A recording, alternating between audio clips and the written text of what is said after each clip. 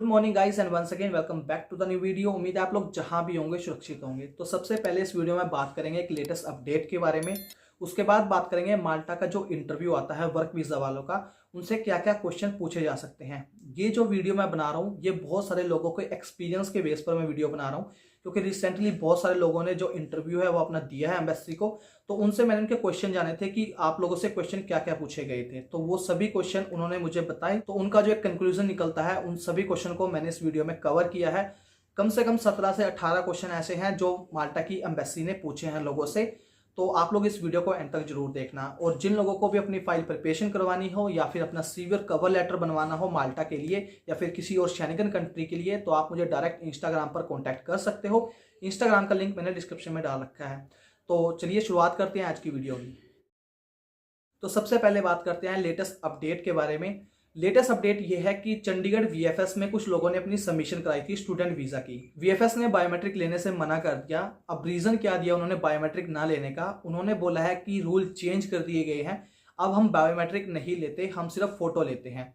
तो ये चंडीगढ़ वीएफएस की बात है। अगर दिल्ली वीएफएस अभी भी बायोमेट्रिक ले रही है तो वो उसका मैं नहीं कह सकता, बट चंडीगढ़ की वीएफएस ने बायोमेट्रिक लेने से मना कर दिया था। ये तो हो गया आपकी लेटेस्ट अपडेट के बारे में। इसके बाद बात करते हैं एम्बेसी के बारे में कि एम्बेसी आपसे क्या क्या क्वेश्चन पूछती है। देखो, कुछ जर्नल सी इंफॉर्मेशन है जो मैं आप लोगों को पहले दे देता हूँ, क्योंकि बहुत सारे लोगों को कंफ्यूजन रहती है इन चीज़ों में। देखिए, माल्टा एम्बेसी का जो इंटरव्यू होता है वो आपका टेलीफोनिक होगा, वीडियो कॉल नहीं होगी, ना ही आपको एम्बेसी जाना है। जो वर्क वीज़ा के इंटरव्यू होंगे वो आपके टेलीफोनिक होंगे, और जो स्टूडेंट वीज़ा के इंटरव्यू होते हैं वो डायरेक्ट एम्बेसी जाते हैं, एम्बेसी में अपना इंटरव्यू दे के आते हैं। ठीक है। और जो आपका इंटरव्यू है वो इंग्लिश में पूछा जाएगा, हिंदी में नहीं पूछा जाएगा। ना ही आपको जवाब हिंदी में देने हैं, इससे आपका नेगेटिव इम्पैक्ट जाएगा, आपका वीज़ा रिफ्यूज़ 100% हो जाएगा अगर आप हिंदी में जवाब दोगे। तो इंग्लिश में आपको जवाब देने हैं। तो सबसे पहले माल्टा इंटरव्यू की शुरुआत कैसे होती है? देखिए, जब भी आपके पास कॉल आएगी तो आपको सबसे पहले वो क्या बोलेंगे वो मैं आप लोगों को बताता हूँ इस वीडियो में। ठीक है। तो मान लो मेरा इंटरव्यू है और मुझे इंटरव्यू के लिए कॉल आई है, तो उन्होंने मुझे कॉल की। सबसे पहले वो मुझे बोलेंगे, hi I am speaking with mister Amandeep Chahal. जैसे मैं अपना इंटरव्यू दे रहा हूँ, ठीक है, वो मैं आपको बता रहा हूँ, ऐसे ही आपको ही देना पड़ेगा। ठीक है। तो सबसे पहले क्वेश्चन होगा उनका, hi I am speaking with mister Amandeep Chahal. तो मैं उनको यस बोलूंगा, yes I am Amandeep Chahal. उसके बाद वो बोलेंगे, I am calling from the Malta high commission New Delhi and this call is regarding for your visa application, could you please confirm your passport number. तो मुझे उनको अपना पासपोर्ट नंबर बताना पड़ेगा। तो वो मैं कैसे बताऊंगा? माई पासपोर्ट नंबर इज T72599957। ये ऐसे में आपका पासपोर्ट नंबर आपको बताना है। तो उसके बाद वो थोड़ी बहुत आपकी फैमिली की डिटेल भी पूछ सकते हैं। तो उसमें वो पूछेंगे, tell me about your family background. तो आपको अपनी फैमिली के बैकग्राउंड के बारे में बताना है। आपको अपने फादर के बारे में, अपनी मदर के बारे में, अगर आपके सिस्टर या ब्रदर है तो उनके बारे में आपको बताना है। इसके बाद जो नेक्स्ट क्वेश्चन वो पूछ सकते हैं आपको, in which company did you get your job. तो आपको माल्टा में किस कंपनी में आपकी जॉब लगी है, तो आपको अपनी कंपनी का नाम बताना है उनको कि मेरी इस कंपनी में जॉब लगी है।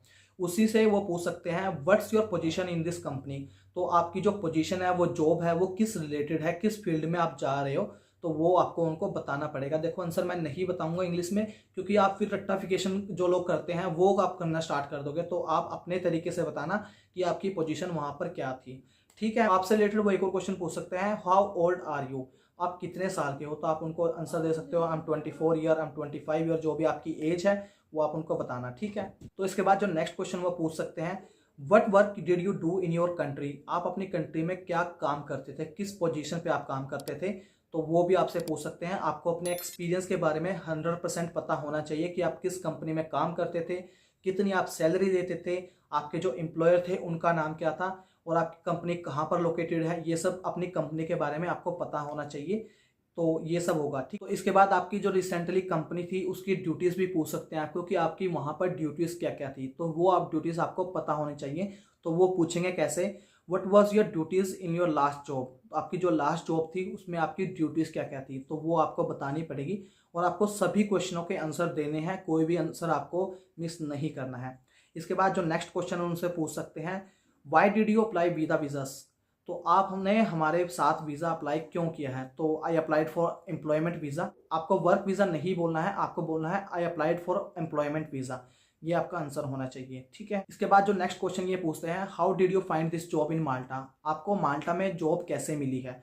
तो माल्टा में जॉब लेने का तरीका ऑनलाइन है। आप ऑनलाइन तरीके को बताना कि मैंने अपनी ऑनलाइन सर्च की थी, ऑनलाइन सर्च करने के बाद मैंने कहीं जगह अप्लाई किया था, उसके बाद मुझे वहाँ से रिस्पॉन्स मिला था, तो वहाँ से मेरा वर्क परमिट आया है। आपको कभी अपने फ्रेंड का रेफरेंस नहीं देना है, ना ही आपको किसी एजेंट का रेफरेंस देना है कि हमें एजेंट ने जॉब दिलाई है या फिर मेरे फ्रेंड ने मेरी हेल्प की है मुझे जॉब दिलाने में।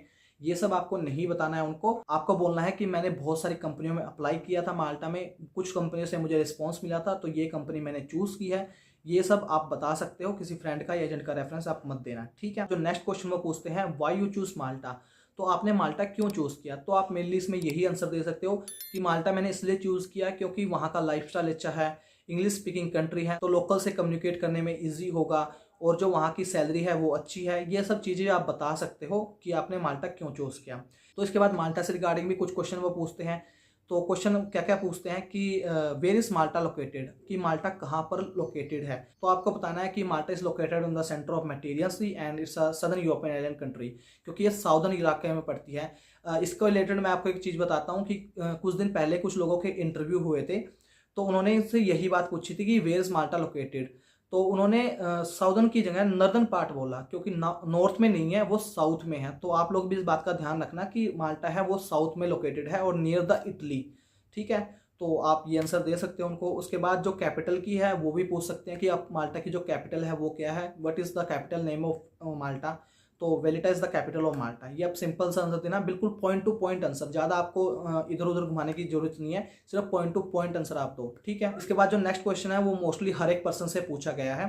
Tell me any two city in Malta, Malta में दो सिटीज़ के नाम बताओ। तो आप मेनली वेलेटा बोल सकते हो, सेलेमा बोल सकते हो, गोजो बोल सकते हो। ये दो तीन जो सिटीज़ होती है माल्टा की वो आप बोल सकते हो। इसके बाद जो नेक्स्ट क्वेश्चन वो पूछते हैं, what will be your duties there, कि जो माल्टा की कंपनी है उसमें आपकी ड्यूटीज़ क्या क्या हैं।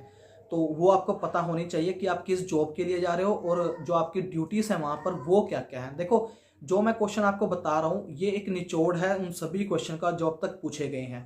मेनली जो इंटरव्यू में पूछे जाते हैं वो 7 से 8 क्वेश्चन पूछे जाते हैं, और इन्हीं 17-18 क्वेश्चन के जो मैं आपको बता रहा हूँ इन्हीं से पूछे जाते हैं। तो आप लोग अगर ये क्वेश्चन भी तैयार कर लेते हो तो मोस्ट प्रोबेबली आपके जो इंटरव्यू है वो क्लियर होने के चांसेस 95% तक आ जाते हैं। तो आप लोग सिर्फ ये क्वेश्चन तैयार करो, आप लोगों को ज़्यादा टेंशन लेने की भी जरूरत नहीं है। बहुत ही सिंपल सा इंटरव्यू होता है, सिर्फ आपकी इंग्लिश अच्छी होनी चाहिए। वो मेनली आपकी फ्लुएंसी चेक करते हैं कि आपकी इंग्लिश में फ्लुएंसी कैसी है, ठीक है। इसके बाद जो जॉब से रिलेटेड है वो क्वेश्चन हैं, बहुत सारे हैं जॉब से रिलेटेड भी। तो जॉब से रिलेटेड क्वेश्चन क्या है कि आपकी जो कंपनी है उस कंपनी का नाम क्या है, व्हाट्स योर कंपनी नेम। तो आपकी जो कंपनी है आपको कंपनी का नाम पता होना चाहिए। What will be your salary in Malta, तो आपकी जो माल्टा में सैलरी होगी वो क्या होगी। उसके बाद company, where is your company located, आपकी कंपनी कहाँ पर है, मतलब किस सिटी में है, या फिर जो उसका परमानेंट एड्रेस है वो आप बता सकते हो। इसके बाद अकोमोडेशन से मोस्टली लोगों से क्वेश्चन पूछे जाते हैं। 100% मैंने ये देखा है कि हर एक पर्सन से अकोमोडेशन के बारे में पूछा गया है।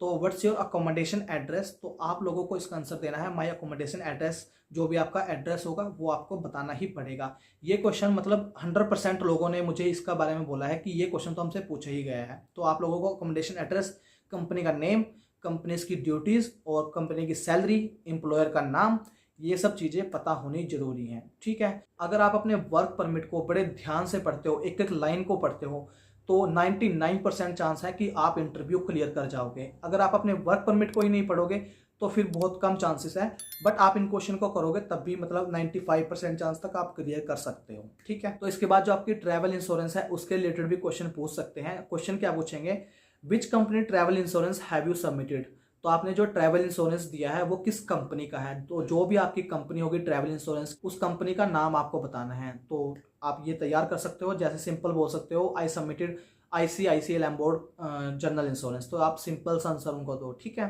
तो इसके बाद वो क्वेश्चन पूछते हैं, for how many days is your travel insurance valid, तो आपका जो ट्रैवल इंश्योरेंस है वो कितने दिनों के लिए वैलिड है।